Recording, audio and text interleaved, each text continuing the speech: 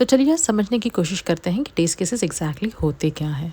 तो आपका जो भी सॉल्यूशन रहता है या फिर आपका जो भी सॉफ्टवेयर एप्लीकेशन आपने क्रिएट किया है एज अ सॉल्यूशन, उसकी फंक्शनैलिटी आपको चेक करनी रहती है। तो वो फंक्शनैलिटी चेक करने के लिए एक डिटेल सेट ऑफ इंस्ट्रक्शंस रहता है, that is nothing but test cases. ये टेस्ट केसेस की वजह से आप मेक श्योर करते हो कि आपका जो सॉफ्टवेयर एप्लीकेशन है या फिर आपका जो सॉल्यूशन है वो एज़ एक्सपेक्टेड वर्क कर रहा है कि नहीं कर रहा है। नाउ लेट्स सी कि इम्पॉर्टेंट क्यों है, why this test cases are important. सबसे पहली बात, to make sure that each functionality is working properly और करेक्टली।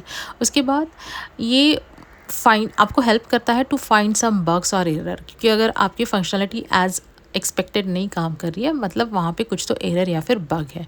उसके बाद it helps you to ensure software meets business as well as technical requirement.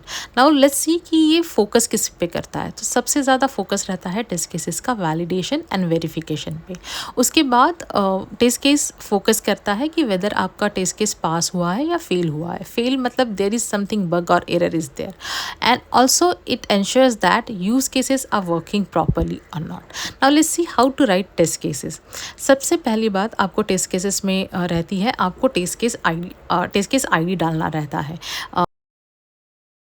जो कि यूनिक आइडेंटिफायर रहता है। उसके बाद आपको टेस्ट सिनारियो लिखना रहता है, जो आपको बताता है कि आपको क्या टेस्ट करना है, like loyalty point, login, something like. उसके बाद आपको प्री कंडीशंस लिखना है under which you are going to test that particular functionality. उसके बाद आपको टेस्ट टिप्स लिखने हैं, मतलब एक्शन टू परफॉर्म